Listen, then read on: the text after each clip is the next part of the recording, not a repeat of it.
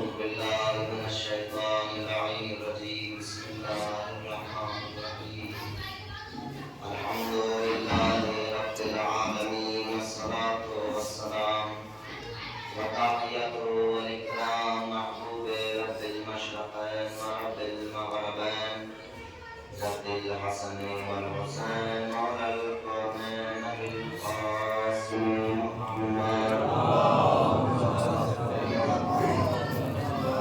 وعلى أهل الطيبين الطاهرين المعصومين المظلومين ولعنة الله على أعدائهم أجمعين من يومنا هذا إلى قيام يوم الدين أما بعد بسم الله الرحمن الرحيم إنا أعطيناك الكوثر فصل لربك وانحر إن شانئك هو الأبتر صراط اللهم صل على محمد وآل محمد.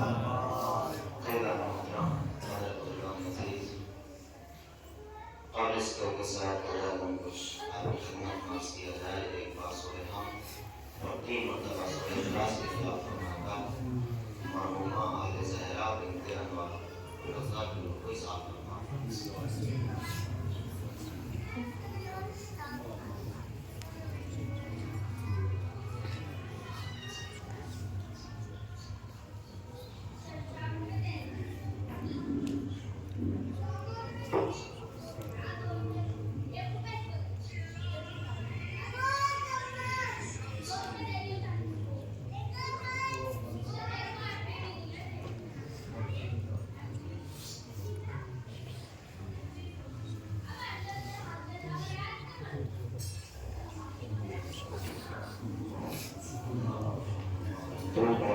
اللهم صل على محمد وآل محمد. مجلس بروان مجلس سوم اور اس آیے کریمہ کو میں نے آپ کے سامنے تلاوت کیا ہے. شاعری کو ایسا انسان ہو جو شاعر کے ترجمے سے واقعہ نہ رکھا مگر کچھ شخصیتیں ایسی ہوتی ہیں واقعہ ان کو جاننے کا افسوس ہوتا ہے. بڑی شفیق اور نرم محبت سے ملنے جلنے والی خاتون کے بارے میں بڑا افسوس ہوا معلوم ہوا. ذکر کر سکتے ہیں پروردگار کا درجات کو بلند فرمائے اور آسمان نگران کو خصوصاً کے بچے جہاں بھی ہیں پروردگار میں صبر جمیل عطا فرمائے. موت ایک ایسی حقیقت ہے کہ جہاں انسان تنہا کھڑا رہتا ہے اور وہ اس میں کچھ نہیں کر سکتا. یہی وہ منزل ہے جہاں پر آپ کسی کی خوشی میں خوش غم میں غمگین ہو سکتے ہیں مگر موت ایک ایسی حقیقت ہے جس کو صرف وہی بیان کر سکتا ہے جس نے اس کو اس منزل تک پہنچا ہو اور اس کا ذائقہ چکھا ہو. حالانکہ قرآن مجید کا صریح فیصلہ ہے کل نفس ذائقۃ الموت، ہر نفس کو موت کا ذائقہ چکھنا ہے. گویتی ہر وہ شے جو ذی روح ہے جو حیات رکھتی ہے ہر شے کو موت کا ذائقہ چکھنا ہے. یہ آیت یہ بتاتی ہے اس کا مطلب موت بے ذائقہ نہیں. یہ آیت سب سے پہلی چیز یہ بتاتی ہے کہ موت بے ذائقہ نہیں. موت کا ایک اپنا ذائقہ ہے، موت کا ایک اپنا مزہ ہے. لیکن یہ الگ بات ہے کہ ذائقہ دار کس کے لیے ہے اور بد مزہ کس کے لیے ہے. ظاہر سی بات ہے سب کے لیے ذائقہ نہیں ہو سکتی اور سب کے لیے بد مزہ نہیں ہو سکتی. اس کا مطلب کچھ کے لیے ذائقہ رکھتی ہے کچھ کے لیے بد مزہ. اس کا مطلب دنیا میں جتنے بھی افراد ہیں جتنی بھی ہر وہ شے جو روح رکھتی ہے اس کو موت کا ذائقہ چکھنا ہے. لیکن ہر انسان جانتا ہے کہ مرنا ہے لیکن مرنا بھی کوئی نہیں چاہتا. یہ بھی صحیح ہے، حقیقت ہے کہ سب جانتے ہیں کہ مرنا ہے ایک دن جانا ہے لیکن مرنا بھی کوئی نہیں چاہتا. آپ 80 سال کے ضعیف سے معلوم کریں جو حالت اعتزال میں ہو تو وہ بھی پڑھ کر یہ کہے گا حضور آپ میرے لیے دعا کریں کہ اللہ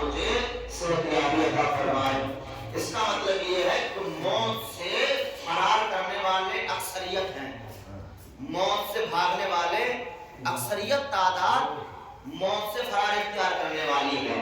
اب ایک جملہ شاید آپ تک بات پہنچ جائے کہ سر آئی موت کو گلے لگانا اور بات ہے، گلے پڑی موت کو گلے لگانا اور بات ہے، مگر مسجد میں سوئے ہوئے اپنے قاتل کو مار کے دبانا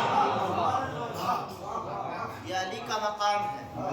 قرآن کہتا ہے اِنَّ عَلَىٰ أَوْلِيَاءِ اللَّهِ لَخَوْفٌ عَلَيْهِمْ وَلَا هُمْ يَحْزَنُونَ.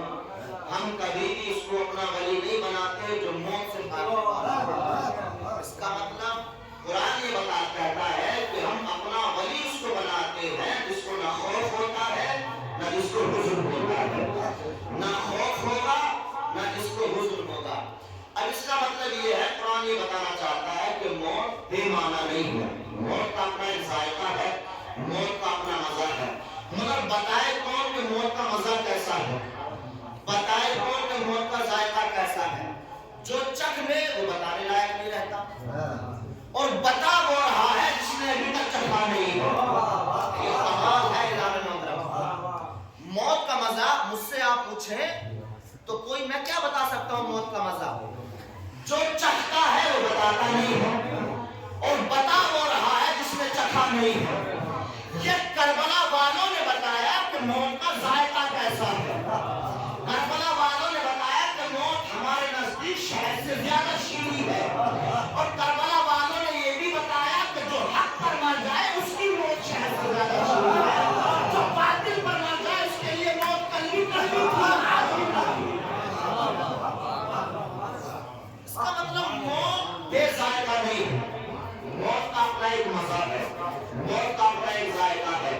یہی وجہ ہے کہ امیر المومنین علی بن ابی طالب علیہ السلام محمد وآل محمد نہج البلاغہ میں کسی نے آकर امام سے معلوم کیا، بولا یہ بتائیے موت کا ذائقہ کیسا ہے؟ بڑی توجہ ہے امام سے معلوم کیا، مولا یہ بتائیے موت اللہ جو فرما رہا ہے کل نفس ذائقۃ الموت، ہر نفس کو موت کا ذائقہ چکھنا ہے. تو مولا یہ بتائیے کہ موت کا ذائقہ کیسا ہے؟ اللہ اکبر. جب امام سے معلوم کیا کہ مولا یہ بتائیے کہ موت کا ذائقہ کیسا ہے، تو اب امیر المومنین نے عجیب جواب دیا. معلوم کیا یہ بتا تیرا بتاؤں کہ اپنا بتاؤں؟ مولا یہ بتائیے موت کا ذائقہ کیسا ہے؟ امام فرماتے تیرا بتاؤں کہ اپنا بتاؤں؟ تو مولا الگ الگ ہے. امام فرماتے ہاں تیرا الگ ہے میرا الگ ہے. تو مولا بتا دیجئے میرا کیسا ہے اور آپ کا کیسا ہے؟ امام فرماتے تیری موت کا ذائقہ میری محبت پر رکا ہوا ہے، اور میری موت کا ذائقہ اس کی محبت پر. سب کی موت کا ذائقہ ایک جیسا نہیں ہے، سب کی موت الگ الگ ہے. ہر انسان کی موت کا ذائقہ الگ الگ ہے. جیسے جس کے عمل ہے ویسا اس کی موت کا ذائقہ ہے. جیسی جتنی اس کے دل میں اہل بیت کی محبت ہے اس کے لیے موت ویسی ہے. یہ بالکل شریعت احادیث میں امام جعفر صادق علیہ السلام صلی علی محمد وآل محمد بہترین امام نے موت کی ڈیفینیشن بیان فرمائی ہے. امام سے معلوم کہ مولا لیکن موت کیا ہے؟ امام فرماتے جسے تم موت کہتے ہو دراصل وہ زندگی ہے، جسے تم زندگی کہتے ہو دراصل وہ موت ہے. کیا فرمایا امام نے؟ جسے تم زندگی کہتے ہو حیات کہتے ہو وہ موت ہے، اور جسے تم موت کہتے ہو وہ زندگی ہے. یعنی امام نے موت اور حیات کے معنی کو بھی بدل دیا، ڈیفینیشن ہی بدل دی، معنی ہی بدل دیا امام نے موت اور حیات کو. تو مولا جسے ہم آپ کہنا کیا چاہتے ہیں کہ جسے ہم موت کہتے ہیں دراصل وہ زندگی ہے، اور جسے ہم زندگی کہتے ہیں دراصل وہ موت ہے. تو امام آپ بیان کرنا کیا چاہتے ہیں؟ امام فرماتے سنو، تم موت اور حیات کو اس میں رکھتے ہو، اس چیز کو بیان کرتے ہو جس کی سانسیں چلتی رہے وہ زندہ ہے، اور جس کی سانسیں رک جائے وہ مردہ ہے. امام فرماتے ہیں نا، کچھ افراد ایسے ہیں جن کی سانسیں رکنے کے بعد بھی زندہ ہے، اور کچھ ایسے جن کی سانسیں چلنے کے بعد بھی مردہ ہے. کچھ ایسے ہیں جن کی سانس رک جائے پھر بھی زندہ ہے، اور کچھ ایسے جن کی سانس چل رہی ہے پھر بھی مردہ ہے. امام فرماتے مولا نے فرمایا مولا آپ بیان کیا کرنا چاہتے ہیں؟ ہم تو یہی سمجھتے تھے کہ جس کی سانسیں چل رہی ہیں وہی زندہ ہے اور جس کی سانسیں رک جائیں وہ مردہ ہے۔ امام فرماتے ہیں سنو موت اور حیات کا مطلب کیا ہے؟ جو دوسروں کے کام آئے وہ مرنا بھی زندہ ہے۔ جو دوسروں کے کام آئے وہ مر کر بھی زندہ ہے اور جو زندہ رہ کر بھی اپنا کے کام آئے وہ زندہ رہ کر بھی زندہ ہے۔ اس کا مطلب موت اور حیات رکی ہوئی ہے دوسروں کے کام آنے پر۔ اتنا آپ دوسروں کے کام، اس لیے امام فرماتے ہیں کہ زندگی ایسے گزارو کہ لوگ تمہیں اگر زندہ ہو تو ملنے کے مشتاق رہیں اور اگر تم مر جائیں تو لوگ تمہیں اچھے الفاظ سے یاد کریں۔ تو عزیزان محترم ایسی زندگی سے کیا جینا، ایسی جینے سے کیا فائدہ جس کے لیے لوگ یہ کہتے کہ مر جاتے تو اچھا تھا۔ ایسی مرنے والے دنیا سے چلے گئے جن کو دنیا آج تک یاد کرتی ہے۔ اس کا مطلب موت اور حیات الگ الگ ہے۔ اللہ اکبر۔ امام ابھی یہ حدیث آگے بڑھتی ہے، اصول کامل کے بارے جنائز کی یہ حدیث ہے۔ امام فرماتے ہیں سنو تم موت اور حیات کو کیا سمجھتے ہو، لیکن میں موت اور آپ کو پہنچا موت اور حیات کیا ہے۔ حالانکہ جو میں نے بھی آیت پڑھی ہے وہ اس مطلب پر نہیں آیا۔ اللہ اکبر۔ موت اور حیات کیا ہے ہم سمجھتے ہیں۔ امام فرماتے ہیں سنو جب بچہ شکم مادر میں آتا ہے اور شکم آدم میں آنے کے بعد اور اس میں روح ڈالی جاتی ہے تو اس شکم کو ہی اپنی پوری کائنات سمجھتا ہے۔ وہ سوچتا ہے کہ یہی میری پوری کائنات ہے، یہی میری دنیا ہے۔ لیکن جب وہ پیدا ہوتا ہے تو روتا ہے، تو مسکراتے ہو۔ کہا مولا روتا کیوں ہے؟ کہ روتا اس لیے ہے کہ وہ سوچتا ہے کہ میں مر رہا ہوں۔ وہ یہ سوچتا ہے کہ میں مر رہا ہوں، تم مسکرا رہے ہوتے ہو، تم یہ سوچتے ہو کہ زندہ ہے، لیکن جب یہ دنیا سے جاتا ہے تو یہ مسکراتا ہے تم روتے ہو۔ مطلب بدل گیا نا بالکل۔ جب یہ دنیا سے جاتا ہے تو یہ مسکراتا ہوا جاتا ہے لیکن تم روتے ہو، کیوں؟ اس لیے کہ وہ سوچتا ہے کہ میں زندہ ہو رہا ہوں، زندہ ہے، اور تم روتے ہو کہ یہ مر گیا ہے۔ امام فرماتے ہیں سنو، پھر امام نے ایک مطلب بیان کیا جو بہترین، اللہ اکبر، شاید یہی مجلس کا پوری حدیث جو ہے اس مرحومہ کی بخشش کی ضمانت بن جائے۔ امام فرماتے ہیں سنیں ہمارا چاہنے والا اس وقت تک مر ہی نہیں سکتا جب تک ملک الموت ہم سے اجازت نہیں لیتا۔ ملک الموت ہمارا چاہنے والا اس وقت تک مر ہی نہیں سکتا جب تک ہم 12 کی اجازت نہ لے لیں۔ پہلے میرے پاس آتا ہے، پہلے ہمارے جج علی کے پاس جاتا ہے اور 12 سے اجازت لینے کے بعد ہمارے جج کے پاس جاتا ہے اور ہمارے جج کہتے ہیں سن ملک الموت اس حالت میں نہ جانا، پھر مولا تو بہترین شکل اختیار کرو، بہترین صورت اختیار کرو، عمدہ لباس جنت پہنو اور جا کر اس کے سہانے کھڑے ہو جانا، اور جب تک میرا اشارہ نہ ہو میرے چاہنے والے کی روح قبض نہ کرے گا۔ ملک الموت چکر لگاتا رہتا ہے، علی کے اشارے کا انتظار کرتا ہے، ادھر اشارہ ہوتا ہے اس وقت روح قبض کر لے جاتا ہے۔ ملک الموت کہتے ہیں مولا آپ نے پہلے اشارہ کیوں نہیں کیا؟ اب میں نے پہلے اشارہ اگر کر دیتا تو اس کی روح لے جانے میں اس کو حسیت ہوتی۔ جب ہم 14 اس کے سامنے آ گئے اب اسے پتا نہیں چلا کہ میری زندگی کیا ہے، میری حیات کیا ہے۔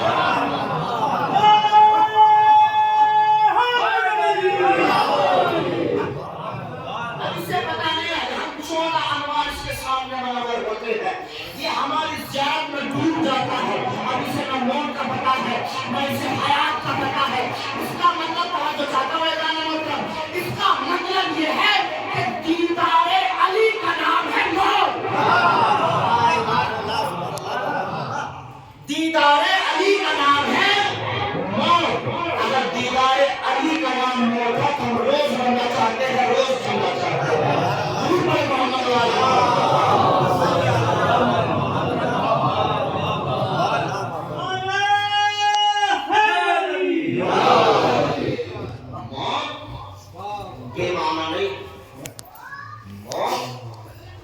معصوم کی نظر میں زندگی ہے اور زندگی موت ہے۔ جو آل محمد کی محبت میں مر جائے وہ ماتا علیہ بآل محمد ماتا شہیدہ، جو آل محمد کی محبت میں مر جائے وہ شہید ہوتا ہے۔ 60 حدیث ہے پیدر کا، فخرالدین رازی نے اپنی کتاب میں تحریر کیا ہے تفسیر کبیر 7 حدیث اور تقریباً 22 روایات میں 14 حدیث پیدا کرتا علامہ ما کا علی حب آل محمد ما کا شہیدہ جو آل محمد کی محبت میں مر جائے وہ شہید ہوتا ہے علامہ ما کا علی حب آل محمد ما کا مومنہ جو آل محمد کی محبت میں مر جائے وہ مومن ہوتا ہے علامہ ما کا علی حب آل محمد ما کا مغفور اللہ جو آل محمد کی محبت میں مر جائے وہ بخش دیا گیا ہے وہ مرنے کے بعد یہ نہیں سوچنا کہ میں بخشا جاؤں گا تو نہیں بخشا جاؤں گا مغفورا لہو اس کو بخش دیا گیا ہے یعنی ادھر روح قبض ہوئی ادھر بخش دیا گیا ہاں اعزاز محترم کائنات میں موت اور حیات کے معنی کو اگر بدلا ہے تو اہل بیت نے بدلا ہے یا تو اہل بیت نہیں یا محمد اہل بیت نے بدلا ہے اب آ جائیے اعزاز محترم قرآن مجید بیان کرتا ہے انہا اعطیتک مرحومہ ماں کے ساتھ سوال کی مجلس سے ماں بھی ہے بہن بھی ہے اللہ اکبر انہا اعطیناک الکوثر موضوع یہی ہے موت و حیات توجہ رکھیں گے بس آپ اے حبیب ہم نے تمہیں کوثر عطا کیا انہا اعطیناک دیکھیں سب سے بڑی خاصیت اس سورہ کی یہ ہے کہ اللہ نے جو الفاظ اس سورہ کے اندر رکھے پورے قرآن میں کہیں نہیں آتینا توئے کے ساتھ پورے قرآن میں کہیں نہیں سورہ کوثر کے علاوہ انا آتینا کوثر کوثر پورے قرآن میں کہیں نہیں ہے سورہ کوثر فصلے لربک وانحر فصلے آپ اس کوثر کی عطا پر سورہ کوثر جو ہم نے تمہیں کوثر عطا کیا ہے اس کی عطا پر 2 رکعت نماز شکرانے کی پڑھی وانحر اور اس کی عطا پر آپ اونٹوں کی قربانی پیش کریں پورے قرآن میں وانحر کہیں نہیں ہے سوائے سورہ کوثر کی انا شان عطا هو الابتر پورے قرآن میں ابتر کہیں نہیں ہے انا اور بالتحقیق یہ اللہ کا وعدہ ہے کہ آپ کا دشمن ابتر رہے گا تم بریدہ رہے گا ابتر کے معنی ہے تم بریدہ مطلب یعنی تم تو ہو مگر کٹی ہوئی ہو اسی جملے میں پوری تقریر ہے تم تو ہو مگر کٹی ہوئی ہو اس کا مطلب فاطمہ یا آل محمد کا دشمن صاحب اولاد کا ہوگا مگر محبت اہل بیت سے دور ہوگا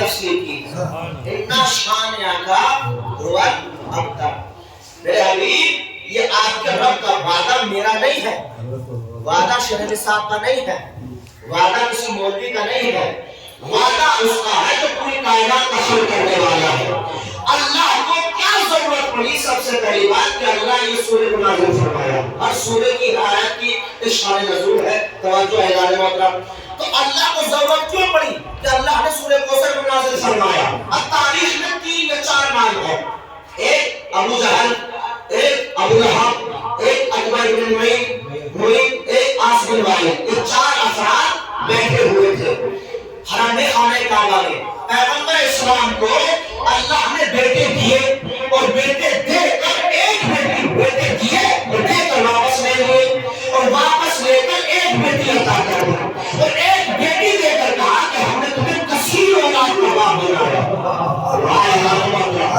بیٹے دیے اور دے کر واپس لے لیے اور لے کر کہا انا اعطیناک الکوثر ہم نے تمہیں کثیر اولاد کا باپ بنایا جب اللہ نے بیٹے دے کر واپس لے لیے تو پیغمبر خانہ کعبہ کے قریب سے گزر رہے تھے اچانک عاص بن وائل نے پیغمبر اسلام کو تانا دیا اور آواز دے کر کہتا ہے ابو جہل ابو لہب مجھے اتنا تو بتاؤ کہ محمد جس دین کو لے کر آیا ہے جس شریعت کو لے کر آیا ہے جس اسلام کو لے کر آیا ہے اب اللہ نے بیٹے دے کر واپس لے لیے ہیں اس کا دین آگے کیسے بڑھے گا اس کی شریعت آگے کیسے بڑھے گی ان کا اسلام کیسے آگے بڑھے گا تو اب پیغمبر کا دل رنجیدہ ہوا ملول ہوا جواب نہیں دیا جواب اس نے دیا جس نے نبی بنا کر بھیجا تھا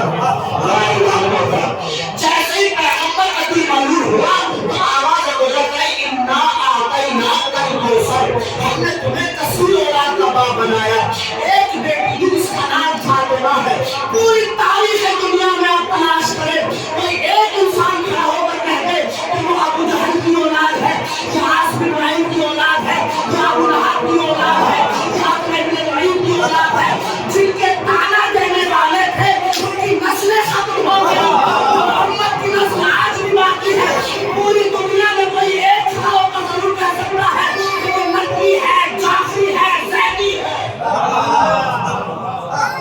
بتا رہا ہے کہ پوری کائنات میں جو تانا دینے والے تھے سب کی نسل ختم ہو گئی. کوئی ایک بھی نہیں ہے جو کھڑا کر کے کوئی ایک کہتے کہ واسم مالک کی اولاد ہے. اللہ انا اعطینا الکوثر. اے حبیب ہم نے تمہیں کثیر اولاد کا باپ بنایا. کوثر مطلب خیر کثیر. خیر کثیر. خیر کثیر کا مطلب یہ ہے کہ ہم نے تمہیں ایسی اولاد عطا فرمائی کہ کائنات میں کسی کی اولاد رہے یا نہ رہے مگر فاطمہ تیری اولاد رہے. تعلیم میں چلا جاؤں اعلان مطلب بات بڑی آسان ہو جائے گی. جناب خدیجہ کہا جاتا ہے کہ جناب خدیجہ کی عمر آپ کو یہ ہوئے اس بحث میں جانا چاہتا مگر جناب خدیجہ اکثر اپنے محل پر بیٹھ کر توریت و زبور کا مطالعہ کیا کرتی تھی. توریت زبور اور انجیل کا مطالعہ کیا کرتی تھی. اس کا مطلب جاہلہ نہیں تھی.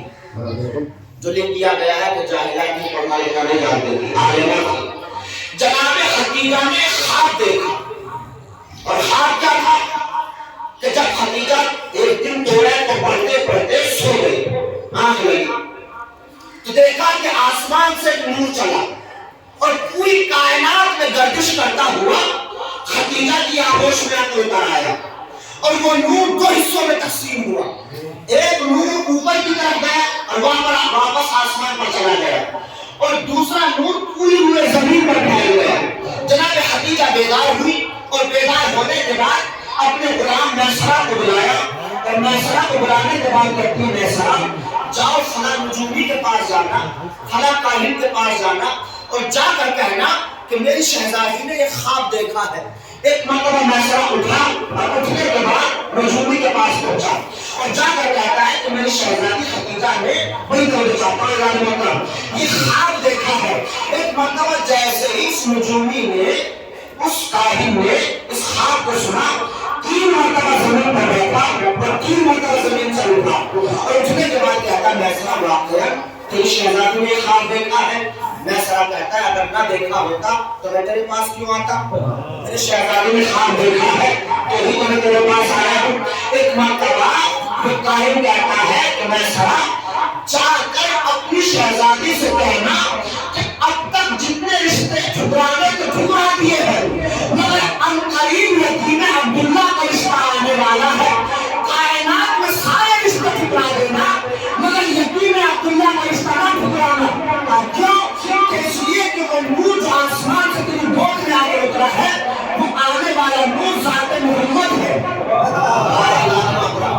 وہ یتیم عبداللہ کا نور ہے. اس نور سے جو حصے جو ہوئے ہیں تو وہ نور جو واپس آسمان پر چلا گیا وہ محمد کا لایا ہوا دین ہے جو زمین سے آسمان تک پھیل کر رہے گا. اور پھر کہتا اور وہ نور جو پوری ہوئی زمین میں پھیل گیا وہ خدیجہ کے بطن سے پیدا ہونے والی اولاد ہے.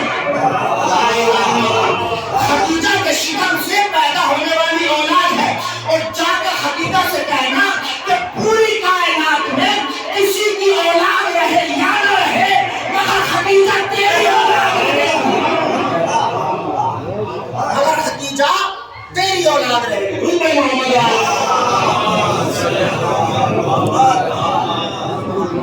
مگر خدیجہ تیری اولاد رہے گی. یہی وجہ ہے کہ سادات کو نہ قتل کیا گیا. کہاں قتل کیا گیا؟ کوئی زمین ایسی نہیں ہے جہاں پر سادات کو قتل نہیں کیا گیا. مگر پیغمبر اسلام ارشاد فرما کرتے ہیں یا علی انت والشیعۃ ولا هم الفائزون. اے علی تیرے شیعہ کامیاب ہے. بے شک دنیا ہمارے سروں کو قلم کر دے, ہمارے خون سے ہم کھیل دے, یا عراق کی زمین کو ہمارے خون سے لال کرے, یا سیریا کی زمین کو ہمارے خون سے لال کرے. مگر صادق رسول نے فرمایا ہے یا علی تو تیرے شیعہ کامیاب ہے. اور ہماری کامیابی کی دلیل 1400 سال سے حسین زندہ باد اور یزید مردہ باد کا نعرہ یہ بتا رہا ہے ہم کل بھی کامیاب تھے.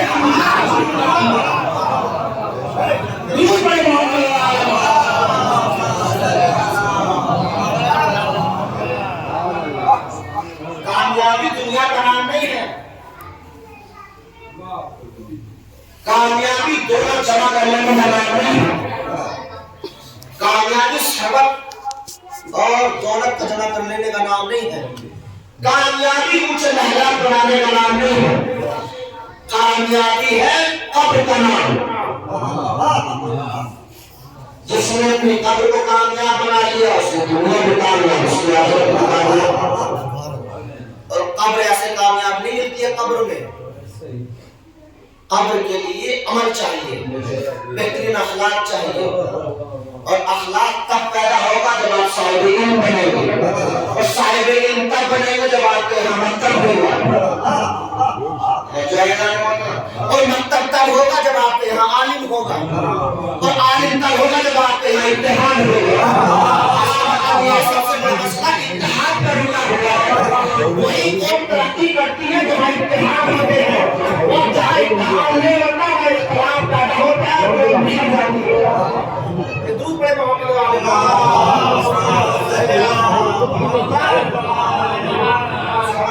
کامیابی کی ہوئی ہے اتحاد. اور اتحاد تب ہوگا جب آپ جو ہے صاحب علم بنیں گے. جہالت اختلاف کراتی ہے, علم اتحاد پیدا کراتا ہے. یہ یاد رکھیے گا. بہرحال انسان کی حیات اور موت انسان کے اپنے اوپر منحصر ہے. چاہے اپنی موت کو اچھا بنا لے, چاہے اپنی موت کو برا بنا لے, انسان کے اپنے اوپر ہے. اللہ نے کہا انا اعطیناک الکوثر, اے حبیب ہم نے تمہیں کثیر اولاد کا عطا فرمایا. فاطمہ, اب ایک جملہ شاید آپ تک پہنچ جائے اور بڑے مشہور زمان, اکثر میں اس جملے کو بیان کرتا ہوں, جیسے ٹی وی کی فضیلت بیان کرتا ہوں تو اس جملے کو بیان کرتا ہوں. فاطمہ کی منزلت کے لیے جو معمولی خاتون نہیں ہے, سیدہ روح روان جسم رسالت, زینت تراز نور عفت, زمانہ قوس خفی, ضمانت نسل محمدی, مادر مسیحان جہاں, یہ ہے فاطمہ. اور فاطمہ اس جہاں میں ہستی کی مالکہ ہے جہاں ملک الموت بھی نہ ہے. فاطمہ کوئی معمولی خاتون نہیں ہے. اللہ نے ساری کائنات کو محفوظ کی, ساری کائنات کی زمین اور آبادانے کو فاطمہ کو محفوظ فرمایا. اللہ اکبر. لیکن فاطمہ کے دو عقد ہیں, دو ہی جہیز ہے, دو ہی مہر ہے. فاطمہ کے بیوی کے دو عقد ہوئے, ایک وہاں اور ایک یہاں. دو ہی مہر دیے گئے, ایک وہاں ایک یہاں. وہاں کا عقد پڑھنے والا خدا ہے, یہاں کا عقد پڑھنے والا محمد ہے. وہاں مہر دینے والا اللہ ہے, یہاں مہر دینے والے علی ہے. یہی وجہ ہے کہ جب امام علی عبد جناب فاطمہ کے بعد گھر سے نکلے تو ایک یہودی نے علی کا راستہ روکا, اور راستہ روکنے کے بعد کہتا یا علی, اگر تمہیں فاطمہ سے محمد کی بیٹی سے عقد کر کر کیا ملا؟ اگر تم میری بیٹی سے شادی کرتے تو اپنے گھر سے لے کر اور تمہارے گھر تک میں سارے قطار سیٹیں بچھوا دیتا اور اتنی دولت عطا کرتا کہ آپ سے پوری زندگی نہ کھائی جاتی. امام فرماتے ہیں سن, بتا تو میں دوں گا کہ مجھے فاطمہ سے عقد کر کر کیا ملے گا, مگر تو برداشت نہیں کر پائے گا. مگر کیا تو برداشت کر لے گا کہ فاطمہ نے مجھے کیا عطا فرمایا اور مجھے کیا ملا؟ یعنی کیا ملا؟ ظاہری طور پر تو کچھ بھی نہیں ملا. ایک مرتبہ علی نے اس کے چہرے پر ہاتھ پھیرا, ہاتھ پھیرنے کے بعد کہا اب جو دیکھتا ہے تو آسمان سے لے کر زمین تک اونٹوں کی قطار لگی ہوئی ہے. آسمان سے لے کر زمین تک اونٹوں کی قطار لگی ہوئی ہے. کسی اونٹ پر لکھا ہوا ہے رحمتن, کسی اونٹ پر لکھا ہوا ہے برکتن, کسی اونٹ پر لکھا ہوا ہے فضلتن, یعنی کسی اونٹ پر لکھا ہوا ہے صدقتن. یعنی ہر اونٹ پر الگ الگ مہریے کے طور پر لکھا ہوا ہے. یہ کیا ہے کہ رحمت بھی فاطمہ کے مہر میں ہے, برکت بھی ہے, اس کا مطلب یہ ہے اگر کسی کو رحمت چاہیے تو کرے فاطمہ پڑھائے, فضل چاہیے تو کرے فاطمہ پڑھائے, برکت چاہیے تو کرے فاطمہ پڑھائے. کرے فاطمہ کو چھوڑ کر لعنتی میں ہو سکتا ہے. دوسرے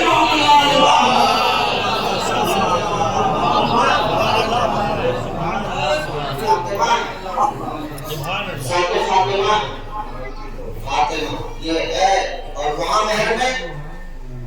परवरदिगार आलम ने दुरूद पे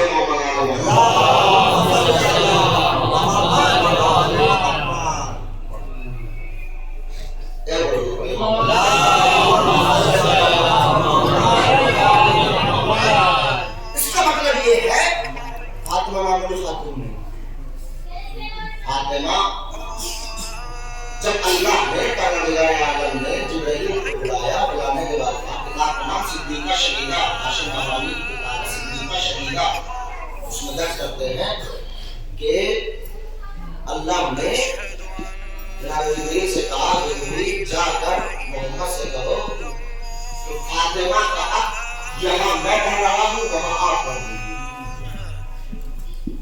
तो महर में क्या मिला?